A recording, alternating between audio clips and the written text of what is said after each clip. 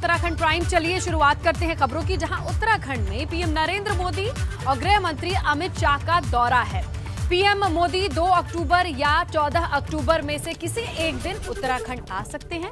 प्रधानमंत्री मोदी सरकारी कार्यक्रम के साथ भाजपा संगठन के कार्यक्रम में भी शिरकत करेंगे। तो वहीं 16 और 17 अक्टूबर को गृह मंत्री अमित शाह उत्तराखंड के दौरे पर रहेंगे। उधर उत्तराखंड राज्य के स्थापना दिवस के 9 नवंबर को भी प्रधानमंत्री मोदी उत्तराखंड के दौरे पर रहेंगे। उधर पीएम मोदी का अक्टूबर या नवंबर में रैली का भी कार्यक्रम हो सकता है, जिसे इस रैली को वो संबोधित करेंगे। तो देखिए, चुनावी साल के मद्देनजर ये अहम दौरों की खबर आ रही है उत्तराखंड से, चाहे स्थापना दिवस हो या फिर अक्टूबर में 2 या 14 अक्टूबर को उत्तराखंड में प्रधानमंत्री के आगमन की आने की सूचना मिल रही है। अगले 2 महीनों में उत्तराखंड के कार्यक्रम है।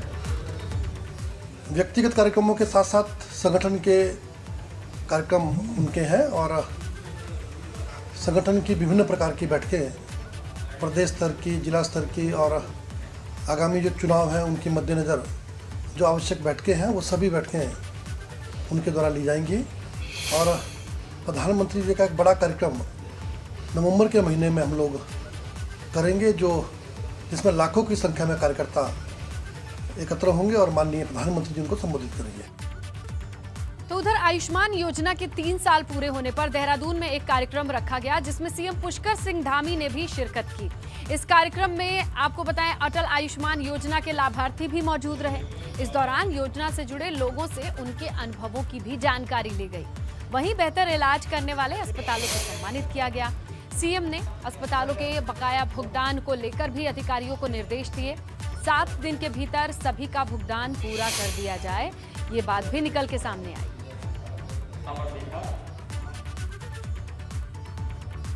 नरेंद्र मोदी जी के नेतृत्व में आयुष्मान भारत योजना लाई गई और इस योजना का लाभ समाज के अंतिम छोर में खड़े हुए व्यक्ति, गरीब व्यक्ति को, ऐसा व्यक्ति जो अपना इलाज करवाने में सक्षम नहीं है, जिसके पास इतने साधन नहीं है, संसाधन नहीं है, उन सभी को लाभ पहुंचाने का काम इस योजना से हो रहा है। उत्तराखंड के अंदर 3.5 लाख लोगों को अभी तक इस योजना का लाभ मिल चुका है। 460 करोड़ रुपया अभी तक सरकार ने इसमें वहन किया है और अभी हमने कहा है कि इस योजना में जो चीज़ें छूट गई हैं उनमें उनको भी इसमें सम्मिलित किया जाएगा। अपडेट है देहरादून से, जहां शक्तिमान मामले में मंत्री गणेश जोशी को क्लीन चिट मिल चुकी है। कोर्ट ने गणेश जोशी को दोष मुक्त कर दिया है। आपको बताएं, 14 मार्च 2016 को हंगामा हुआ था। हंगामे में शक्तिमान घोड़े के पैर में चोट आई थी। इलाज के दौरान इस घोड़े की मौत हो गई थी और इस मामले पर अब कोर्ट की ओर से मंत्री गणेश जोशी को राहत मिली है। कोर्ट की ओर से उन्हें क्लीन चिट मिली है। तो ये बड़ी अपडेट देहरादून से। और मुख्यमंत्री पुष्कर सिंह धामी ने देहरादून आईएसबीटी बस अड्डे का औचक निरीक्षण किया। इस दौरान सीएम पुष्कर सिंह धामी ने बस स्टैंड की व्यवस्थाओं का जायजा लिया। मुख्यमंत्री ने अधिकारियों को 1 हफ्ते का वक्त दिया है और इसी के भीतर सभी व्यवस्थाओं को दुरुस्त करने के निर्देश दिए हैं। सीएम ने कहा, अगर 1 हफ्ते में व्यवस्थाएं दुरुस्त नहीं की गई तो संबंधित अधिकारी के खिलाफ कार्रवाई की जाएगी।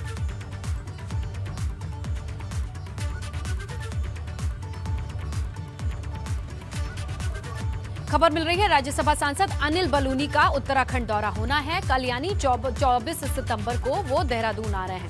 देहरादून में भाजपा प्रदेश मीडिया कार्यशाला में वो शिरकत करने वाले हैं। उत्तर प्रदेश के बॉर्डर पर 12 किलोमीटर मार्ग पर लग रहे मोबाइल टावर कार्य प्रगति की वो समीक्षा भी करेंगे। तो कल देहरादून कई कार्यक्रम में हिस्सा लेने आ रहे हैं अनिल बलूनी।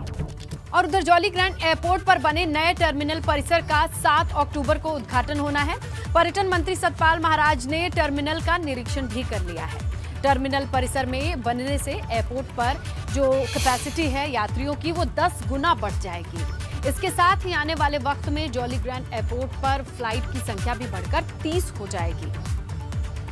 आज ये न्यू टर्मिनल बिल्डिंग को देख के बड़ी प्रसन्नता हो रही है कि ये बड़ा यहाँ पर बड़ी कैपेसिटी का यहाँ पर टर्मिनल बिल्डिंग बनी है जिसमें यात्री आएंगे और इसमें निष्कासित जाएंगे भी। तो निश्चित रूप में इसमें सारी सुविधाएं दी गई हैं, आधुनिक सुविधाएं हैं। इसकी कैपेसिटी बढ़ाई गई है। क्या कैपेसिटी है? 10 गुना कैपेसिटी हमारी बढ़ जाएगी। और उधर देखिए, तराई के बाद कांग्रेस की परिवर्तन यात्रा पहाड़ में भी शुरू होने जा रही है। नवरात्रि में पहाड़ी क्षेत्रों में परिवर्तन यात्रा के जरिए कांग्रेस अपना दमखम दिखाएगी। कांग्रेस का कहना है कि कुमाऊं और गढ़वाल के मैदानी क्षेत्र में उसे लोगों का काफी समर्थन मिला है और अब इसीलिए पहाड़ों का भी रुख करेंगे। मोटे मोटे तौर पर ये विचार है कि अब गढ़वाल मंडल या कुमाऊं मंडल किसी भी एक तरफ से पहाड़ों की ओर हमारी परिवर्तन यात्रा प्रारंभ हो।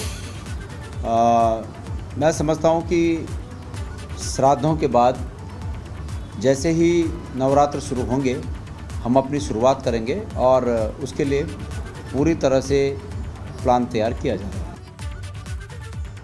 उधर आम आदमी पार्टी भी पहाड़ पर अपनी चुनावी तैयारियों को धार देने में जुटी हुई है। आम आदमी पार्टी जल्द ही रोजगार गारंटी यात्रा निकालने जा रही है। पार्टी ने इसे लेकर अपनी तैयारियां तेज कर दी हैं। 25 सितंबर से नैनीताल से इस यात्रा का आगाज कर्नल कोठियाल के नेतृत्व में किया जाएगा। यात्रा के दौरान पार्टी के वरिष्ठ नेता गांव-गांव जाकर बेरोजगार युवाओं से फीडबैक लेंगे। आम आदमी पार्टी बेरोजगार युवाओं के लिए रोजगार गारंटी यात्रा शुरू करने जा रही है। ये यात्रा 70 दिन की यात्रा होगी, जिसमें कि कर्नल कोठियाल के नेतृत्व में पूरी टीम हर एक विधानसभा में एक दिन के लिए रहेगी। साथ ही साथ सारी विधानसभाओं में रोजगार को लेके क्या नए आयाम स्थापित हो सकते हैं, क्या नए एस्पेक्ट्स में हम रोजगार दे सकते हैं, उनको लेके युवाओं से संवाद होगा। जो वहाँ के उद्यमी हैं उनसे बातचीत होगी। आगे बढ़ते हैं। सरकार की लाख कोशिशों के बाद भी कितने ही शिक्षक पहाड़ चढ़ने से कतरा रहे हैं। यही वजह है कि पहाड़ के स्कूलों में शिक्षकों की कमी पूरी नहीं हो पाती है। हाल ही में शिक्षा सचिव का यह आदेश जारी हुआ था, लेकिन इसके भी शिक्षक अभी भी मौज काट रहे हैं। आदेश में सभी शिक्षकों का अटैचमेंट खत्म करके मूल तैनाती पर भेजने के आदेश दिए गए हैं, लेकिन अभी भी कितने ही शिक्षक आदेश की नाफरमानी कर रहे हैं। सरकार की एक ही मंशा है कि प्रदेश के प्राइवेट स्कूलों के साथ साथ सरकारी स्कूलों में भी शिक्षा की गुणवत्ता ठीक होनी चाहिए। इस नाते अधिकांश अध्यापकों का अटैचमेंट समाप्त किया गया है और सबको अपने मूल विद्यालय में जाना चाहिए। अधिकांश लोग चले गए, जो नहीं गए वो भी कुछ दिनों में चले जाएंगे। और ऐसी जो आपने बात कही है कोई मेरी जानकारी में है नहीं, लेकिन मैं आपके माध्यम से कहना चाहूँगा सबको अपने मूल विद्यालय में जाना चाहिए। और उधर रामनगर में पुलिस ने एक रिजॉर्ट पर छापेमारी की। इस दौरान रिजॉर्ट में चल रहे सेक्स रैकेट का खुलासा हुआ है। पुलिस ने मौके से एक युवक को गिरफ्तार कर लिया है, जबकि 5 महिलाओं को भी गिरफ्तार किया गया है। एक युवक मौके से भागने में कामयाब रहा है। पुलिस का कहना है ये महिलाएं यूपी, दिल्ली, राजस्थान और पश्चिम बंगाल की रहने वाली हैं।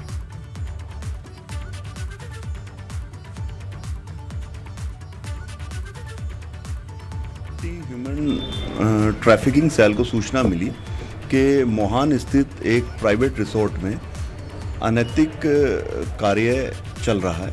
जिस सूचना पर उक्त टीम व कोतवाली का पुलिस बल मौके पर गया। वहाँ पे 5 लड़कियाँ और एक युवक अनैतिक कार्य करते हुए पकड़े गए, जिसमें एक युवक मौके से फरार हो गया। और इन 5 युवती और एक युवक के खिलाफ कोतवाली रामनगर में अनैतिक देह अधिनियम का अभियोग पंजीकृत कराया गया है। आइए उत्तराखंड की कोरोना अपडेट लेते हैं। आज कोरोना के 17 नए मामले आए हैं, जबकि 20 मरीज ठीक होकर डिस्चार्ज हो गए हैं। एक्टिव केसेस की संख्या रह गई है 2249। तो अब एक्टिव केसेस 249 हैं। आज भी 17 नए मामले सामने आए हैं। 20 लोग ठीक होकर घर जा चुके हैं। और मैट्रिमोनियल साइट के जरिए ठगी करने वाले बहुत बड़े गिरोह की गिरफ्तारी हुई है। उत्तराखंड एसटीएफ टीम ने इन्हें पुणे से गिरफ्तार किया है। ये गिरोह मैट्रिमोनियल साइट के जरिए लोगों से ठगी करते थे। इसने देहरादून के रहने वाले एक शख्स से भी ठगी की थी, लेकिन अब ये गिरोह पुलिस के हत्थे चढ़ चुका है। पर एक पूरी टीम इंस्पेक्टर के नेतृत्व वहाँ भेजी गई और इसमें पुणे के एक फ्लैट से एक नाइजीरियन को गिरफ्तार किया गया। साथ ही साथ उनकी को एक्म्प्लिस जो एक महिला मूल रूप से झारखंड निवासी है, जो दुबई से नौकरी छोड़कर यहाँ पर कोविड के कारण जब आई थी, उसके साथ ही दोनों की दोस्ती हुई और दोनों ने मिलकर अपने अन्य साथियों के साथ, और उसमें एक सिम सेलर भी वहाँ का है जिसकी शॉप है वहाँ पर पुणे में, उसके साथ मिलकर फेक सिम लिए गए, तो इनको गिरफ्तार किया गया। इनके जो प्राथमिक पूछताछ और सर्च में जो है वहाँ पर करीब जो है 68 सिम कार्ड्स मिले, 10 मोबाइल फ़ोन भी मिले जिससे समय समय पर बात की जाती थी। लैपटॉप में सारा डेटा मिला मैट्रिमोनियल साइट का कि देश में कहाँ कहाँ पर इनके द्वारा इस तरह से चैटिंग करके ठगा जाता था। साथ ही साथ वाईफाई रूटर और 14 बैंकों की चेकबुक भी मिली जो उन्होंने फर्जी नामों से इसमें आधार कार्ड के आधार पर खुलवाई थी, जिसमें 6 आधार कार्ड भी मिले वहाँ। उधर हल्द्वानी में तस्करी के मामले में खुलासा हुआ है। पुलिस ने 223 ग्राम स्मैक के साथ एक तस्कर को गिरफ्तार किया है। बरामद जो स्मैक है उसकी कीमत इंटरनेशनल मार्केट में 10 से 15 लाख के करीब बताई जा रही है। आरोपी रामपुर का रहने वाला है। कोविड के दौरान रोजगार नहीं होने की वजह से उसने स्मैक की तस्करी का काम शुरू किया था।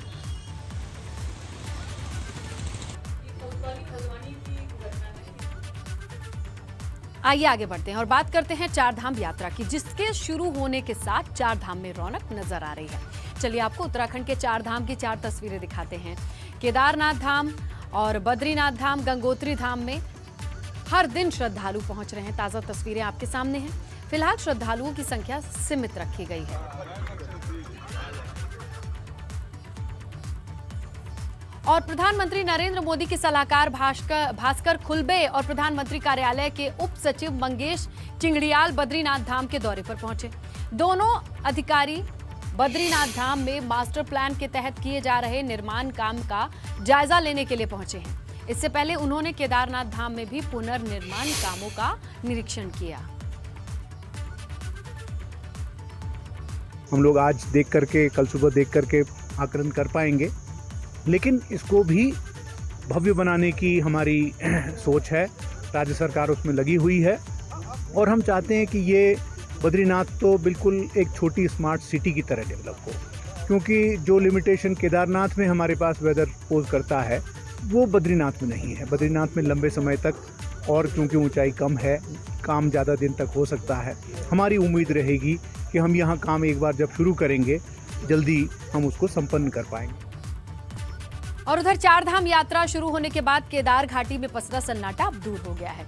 केदार घाटी में श्रद्धालुओं की काफी चहल पहल नजर आ रही है। केदारनाथ मंदिर में कई महीनों से सन्नाटा पसरा हुआ है और अब यात्रा खुलने के बाद ये सन्नाटा दूर हुआ है। हर दिन तीर्थयात्री बाबा के दरबार पहुंच रहे हैं। आवाजाही से जो वीरानी छाई हुई थी धाम में, वो छट चुकी है। 5 दिन में 3000 के करीब यात्री बाबा केदार के दर्शन कर चुके हैं। तो उत्तराखंड में चार धाम यात्रा के लिए देवस्थानम बोर्ड पोर्टल पर 15 अक्टूबर तक ही रजिस्ट्रेशन कराया जा सकता है, ये जानकारी है। देवस्थानम बोर्ड की तरफ से ये फैसला लिया गया है। हाई कोर्ट के आदेश के बाद 18 सितंबर से उत्तराखंड में चार धाम यात्रा की शुरुआत हो चुकी है। चारों धामों में यात्रियों की संख्या अभी सीमित रखी गई है। 15 अक्टूबर तक के ही अभी आज की डेट में पोर्टल खुला हुआ है और उस पर जो है वो बुकिंग्स लिए जा रहे हैं। ऑफकोर्स काफ़ी सारे लोगों का इस पर जो है लोगों की श्रद्धा है, वो किसी भी दशा में यहाँ आना चाहते हैं, इसलिए पोर्टल्स जो है काफ़ी त्वरित गति से जो है उसमें वैकेंसीज जो है फिल होती जा रही है। साथ ही में इससे जुड़े हुए जो हितधारी है, स्टेक होल्डर्स हैं, उनको अपने व्यवसाय करने के संदर्भ में भी जो है एक अपॉर्चुनिटी मिली हुई है।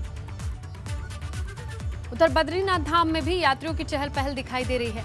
बद्रीनाथ धाम में तीर्थयात्री भगवान बद्री विशाल की पूजा अर्चना के लिए पहुंच रहे हैं, जिससे बद्रीनाथ धाम भी गुलजार है। उधर बद्रीनाथ धाम के आसपास मौसम बदल गया है। ऊंचाई वाले इलाकों में बर्फबारी है तो ठंडक महसूस हो रही है, तो वहीं बद्रीनाथ धाम की पहाड़ियों पर बादलों की ओट है और मौसम कुछ ऐसा दिखाई दे रहा है जैसा कि आप तस्वीरों में देख रहे हैं।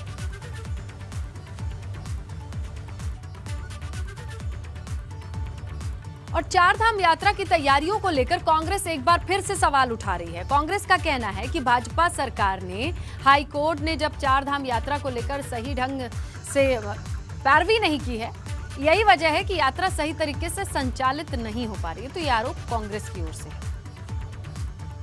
सरकार ने जो यात्रा में जानबूझकर व्यवधान पैदा कराए, वो इसलिए कराए कि इनकी कोई तैयारी नहीं थी, इनकी कोई तैयारी नहीं थी। और आज भी सीमित संख्या के बाद क्या ये अपने फ़र्ज की इतिश्री समझ रहे हैं कि माननीय न्यायालय ने अगर एक सीमित संख्या दे दी तो हमारे फ़र्ज की इतिश्री हो गई। ये सीमित संख्या के हिसाब से अगर अगले 2-3 महीने तक यात्रा चलेगी तो इसका कोई आशातीत परिणाम सामने नहीं आएगा। इसकी संख्या बढ़नी चाहिए और अच्छी खासी संख्या बढ़नी चाहिए। तो सरकार को तो करना ये चाहिए था कि इस केस को चालू रखते, माननीय न्यायालय में जो वर्तमान की संख्या माननीय न्यायालय ने दी है, इस संख्या के हिसाब से ये बताते कि हमने बहुत अच्छी व्यवस्था की। रुद्रप्रयाग की उस खबर का जहां गृह कलेश से परेशान होकर एक महिला ने सुसाइड कर लिया।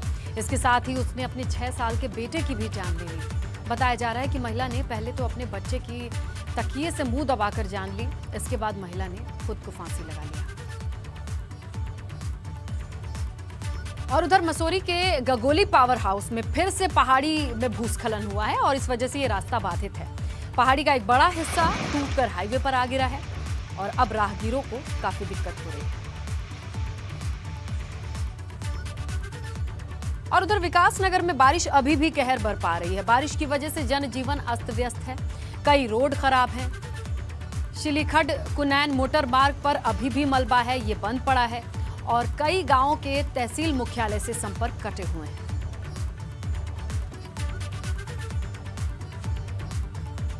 उधर बागेश्वर में एक युवक लापता है जिसका कोई सुराग नहीं लग रहा है। युवक की बरामदगी की मांग को लेकर उसके परिवार वालों ने एसपी ऑफिस पर प्रदर्शन भी किया है।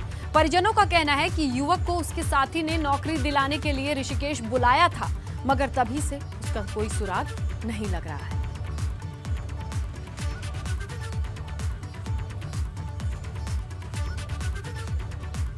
खबर दिल्ली से है। राष्ट्रपति से मिले हैं राज्यपाल गुरमीत सिंह। उत्तराखंड के विकास को लेकर चर्चा की खबर है। सिखों पूर्व सैनिकों के मुद्दे पर भी बातचीत संभव बताई जा रही है। राज्यपाल बनने के बाद राष्ट्रपति से ये पहली मुलाकात है। तो उत्तराखंड के विकास को लेकर चर्चा की बात सामने आ रही है। और पौड़ी में मल्टी स्टोरी बस स्टैंड का काम 15 साल से अधर में लटका हुआ है। चौंकाने वाली बात यह है कि इस बस स्टैंड में अब तक नींव 3 बार अलग अलग विधायकों मंत्रियों ने रखी है, यानी शिलान्यास कर चुके हैं। इतना ही नहीं, 2006 से बन रहे इस अड्डे की अनुमानित लागत इसकी पूर्व की अनुमानित लागत से 3 गुनी तक जा पहुंची है। अब तक 9 करोड़ रुपए बस स्टैंड पर खर्च किए जा चुके हैं। 2 करोड़ 26 लाख रुपए तो इसके साइट डेवलपमेंट पर ही खर्च किए गए हैं, मगर बस स्टैंड के काम अधूरे के अधूरे। 7 अक्टूबर से एक बार फिर से माना जा रहा है कि इस बस स्टैंड पर काम शुरू हो जाएगा। 7 अक्टूबर से जो है उसका काम प्रारंभ कर दिया गया। उस ठेकेदार का बॉन्ड हो गया है। पहले तो देखिए ठेकेदारों का मिलना बड़ा मुश्किल हो रहा था उसमें। फिर हम लोगों ने निवेदन किया कईयों से कि भाई आप इसमें सब निविदा डालिए, तो उसमें अब जो है टेंडर फाइनल हुआ है और उसका बॉन्ड भी हो गया ठेकेदार का। तो 7 तारीख से जो है उस पर हम काम प्रारंभ कर रहे हैं।